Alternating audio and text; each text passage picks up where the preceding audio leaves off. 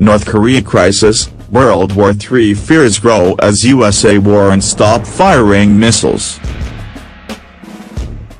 As frequent and bloody saber rattling has led to an overheated situation in the region, the White House said today in a grave new warning.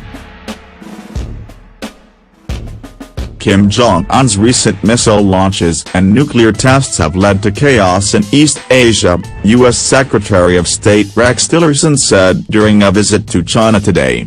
He warned the despot to cease his suicidal nuclear armament and to instead open constructive dialogue with U.S. President Donald Trump. Mr. Tillerson said in Beijing, "I think the whole situation is a bit overheated right now.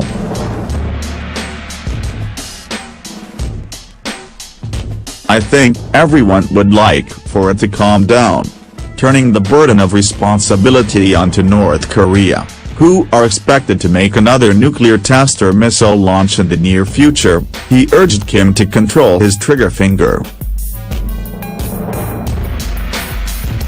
Mr. Tillerson said, "Obviously, it would help if North Korea would stop firing off missiles. That would calm things down a lot."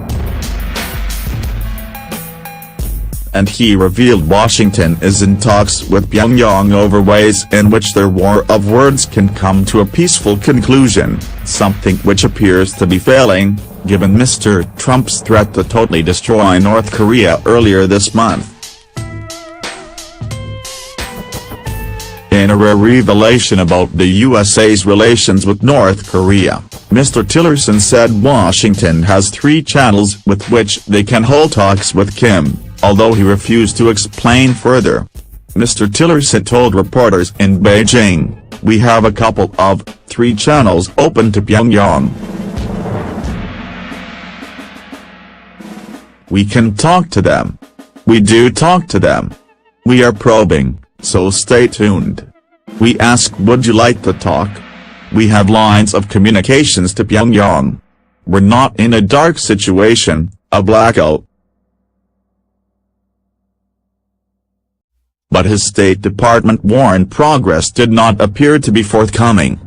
A spokeswoman said, "North Korean officials have shown no indication that they are interested in or are ready for talks regarding denuclearization."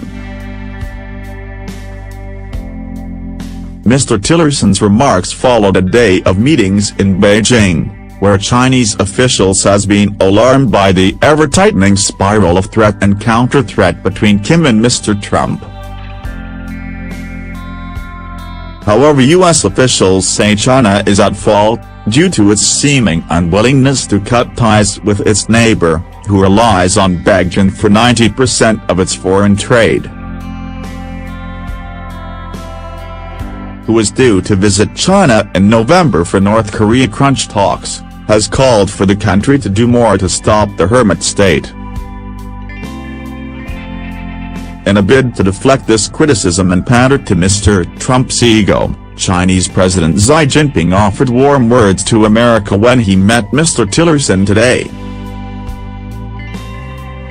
President Xi said he expected Mr. Trump's visit to be wonderful and said the pair enjoyed a good working relationship and personal friendship.